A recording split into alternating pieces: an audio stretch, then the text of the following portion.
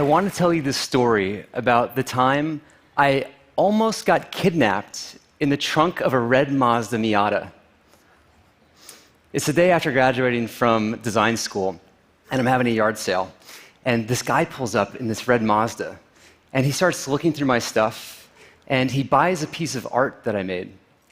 And it turns out he's alone in town for the night, driving cross country on a road trip before he goes into the Peace Corps. So I invite him out for a beer, and he tells me all about his passion for making a difference in the world. Now, it's starting to get late, and I'm getting pretty tired. As I motion for the tab, I make the mistake of asking him, "So where are you staying tonight?" And he makes it worse by saying, "Actually, I don't have a place." And I'm thinking, oh man, what do you do? We've all been there, right? Do I offer to host this guy? But I just met him. I mean, he says he's going into the Peace Corps, but I don't really know he's going to the Peace Corps, and I don't want to end up kidnapped in the trunk of a Miata. That's a small trunk. So then I hear myself saying, "Hey, I've got an airbed you can stay on in my living room." And the voice in my head goes, "Wait, what?" That night, I'm laying in bed, I'm staring at the ceiling, I'm thinking, oh my God, what have I done? There's a complete stranger sleeping in my living room. What if he's psychotic? My anxiety grows so much, I leap out of bed, I sneak on my tiptoes to the door, and I lock the bedroom door. It turns out he was not psychotic. We've kept in touch ever since, and the piece of art he bought at the yard sale is hanging in his classroom. He's a teacher now. This was my first hosting experience, and it completely changed my perspective. Maybe the people that my childhood taught me to label as strangers were actually friends waiting to be discovered. The idea of hosting people on airbeds gradually became natural to me, and when I moved to San Francisco, I brought the airbed with me. So now it's 2 years later. I'm unemployed, I'm almost broke, my roommate moves out, and then the rent goes up. And then I learned there's a design conference coming to town, and all the hotels are sold out. And I've always believed that turning fear into fun is the gift of creativity. So here's what I pitch my best friend and my new roommate, Brian Chesky. Brian thought of a way to make a few bucks, turning our place into designer's bed and breakfast, offering designers to come to town a place to crash, complete with wireless internet, a small desk space, sleeping mat, and breakfast each morning. Ha! We built a basic website, and Air Bed and Breakfast was born. 3 lucky guests got to stay on a $20 airbed on the hardwood floor, but they loved it, and so did we. I swear, the ham and Swiss cheese omelets we made tasted totally different because we made them for our guests. We took them on adventures around the city, and when we said goodbye to the last guest, the door latch clicked. Brian and I just stared at each other. Did we just discover it was possible to make friends while also making rent? The wheels had started to turn. My old roommate, Nate Bocharzik, joined as engineering co-founder. And we buckled down to see if we could turn this into a business. Here's what we pitched investors. We want to build a website where people publicly post pictures of their most intimate spaces, their bedrooms, the bathrooms, the kinds of rooms you usually keep closed when people come over. And then, over the internet, they're going to invite complete strangers to come sleep in their homes. It's going to be huge. We sat back and we waited for the rocket ship to blast off. It did not.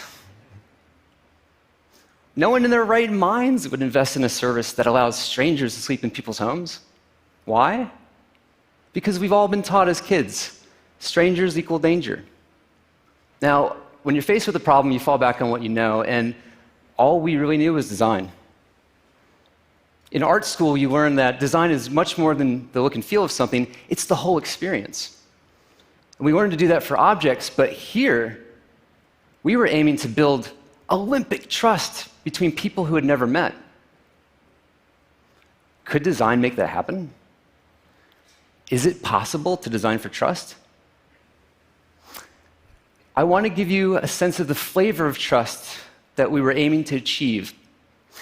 I've got a 30-second experiment that will push you past your comfort zone. If you're up for it, give me a thumbs up. Okay, I need you to take out your phones.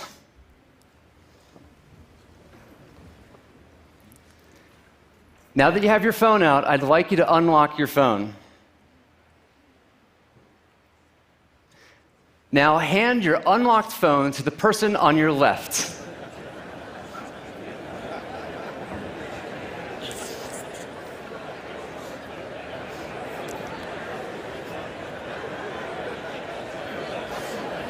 That tiny sense of panic you're feeling right now is exactly how hosts feel the first time they open their home. Because the only thing more personal than your phone is your home. People don't just see your messages, they see your bedroom, your kitchen, your toilet. Now, how does it feel holding someone's unlocked phone? Most of us feel really responsible. That's how most guests feel when they stay in a home, and it's because of this that our company can even exist. By the way, who's holding Al Gore's phone? Would you tell Twitter he's running for president?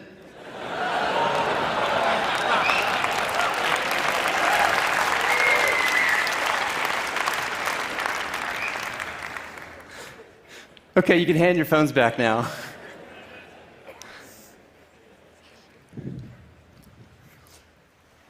So now that you've experienced the kind of trust challenge we were facing, I'd love to share a few discoveries we've made along the way.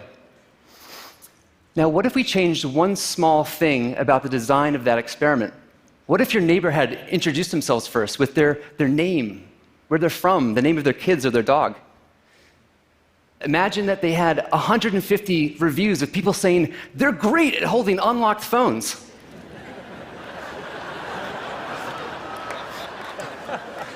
Now, how would you feel about handing your phone over? It turns out a well-designed reputation system is key for building trust. And we didn't actually get it right the first time. It's hard for people to leave bad reviews. Eventually, we learned to wait until both guest and host left the review before we reveal them. Now, here's a discovery we made just last week. We did a joint study with Stanford where we looked at people's willingness to trust someone based on how similar they are in age, location, and geography. The research showed, not surprisingly, we prefer people who are like us. The more different somebody is, the less we trust them. Now, that's a natural social bias. But what's interesting is what happens when you add reputation into the mix, in this case with reviews. Now, if you've got less than 3 reviews, nothing changes. But if you've got more than 10, everything changes. High reputation beats high similarity. The right design can actually help us overcome one of our most deeply rooted biases. Now, we also learned that building the right amount of trust takes the right amount of disclosure. This is what happens when a guest first messages a host. If you share too little, like, yo, acceptance rates go down. And if you share too much, like, I'm having issues with my mother, acceptance rates also go down. But there's a zone that's just right, like, love the artwork in your place, coming for vacation with my family. So how do we design for just the right amount of disclosure? We use the size of the box to suggest the right length, and we guide them with prompts to encourage sharing. We bet our whole company on the hope that with the right design, people would be willing to overcome the stranger danger bias. What we didn't realize is just how many people were ready and waiting to put the bias aside. This is a graph that shows our rate of adoption. There's 3 things happening here. The first, an unbelievable amount of luck. The second is the efforts of our team. And the third is the existence of a previously unsatisfied need. Now, things have been going pretty well. Obviously, there are times when things don't work out. Guests have thrown unauthorized parties and trashed homes. Hosts have left guests stranded in the rain. In the early days, I was customer service, and those calls came right to my cell phone. I was at the front lines of trust breaking. And there's nothing worse than those calls. It hurts to even think about them.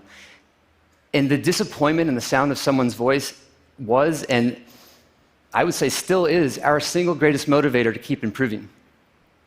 Thankfully, out of the 123 million nights we've ever hosted, less than a fraction of a percent have been problematic. Turns out people are justified in their trust. And when trust works out right, it can be absolutely magical. We had a guest stay with a host in Uruguay, and he suffered a heart attack. The host rushed him to the hospital. They donated their own blood for his operation.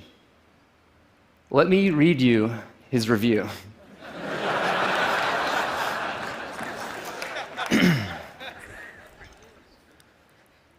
Excellent house for sedentary travelers prone to myocardial infarctions. The area is beautiful and has direct access to the best hospitals. Javier and Alejandra instantly become guardian angels who will save your life without even knowing you. They will rush you to the hospital in their own car while you're dying and stay in the waiting room while the doctors give you a bypass. They don't let you feel lonely. They bring you books to read, and they let you stay at their house extra nights without charging you. Highly recommended.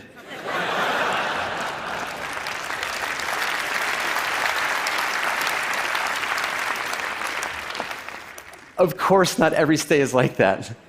But this connection beyond the transaction is exactly what the sharing economy is aiming for. Now, when I heard that term, I have to admit, it tripped me up. How do sharing and transactions go together? So let's be clear. It is about commerce.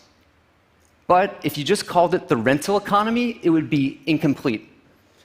The sharing economy is commerce with the promise of human connection. People share a part of themselves, and that changes everything. You know how most travel today is I think of it like fast food, right? It's efficient and consistent, right? At the cost of local and authentic. What if travel were like a magnificent buffet of local experiences? What if anywhere you visited, there was a central marketplace of locals offering to get you thoroughly drunk on a pub crawl in neighborhoods you didn't even know existed, or learning to cook from a chef of a 5-star restaurant? Today, homes are designed around the idea of privacy and separation. What if homes were designed to be shared from the ground up? What would that look like? What if cities embraced a culture of sharing? I see a future of shared cities that bring us community and connection instead of isolation and separation. In South Korea, the city of Seoul, they've actually even started this. They've repurposed hundreds of government parking spots to be shared by residents. They're connecting students who need a place to live with empty nesters who have extra rooms. And they've started an incubator to help fund the next generation of sharing economy startups. Tonight, just on our service, 785,000 people in 191 countries will either stay in a stranger's home or welcome one into theirs. Clearly, it's not as crazy as we were taught. We didn't invent anything new. Hospitality has been around forever. There's been many other websites like ours, so why did ours eventually take off? Luck and timing aside, I've learned that you can take the components of trust and you can design for that. Design can overcome our most deeply rooted stranger danger bias, and that's amazing to me. It blows my mind. I think about this every time I see a red Miata go by. Now, we know design won't solve all the world's problems, but if it can help out with this one, if it can make a dent in this, it makes me wonder, what else can we design for next? Thank you.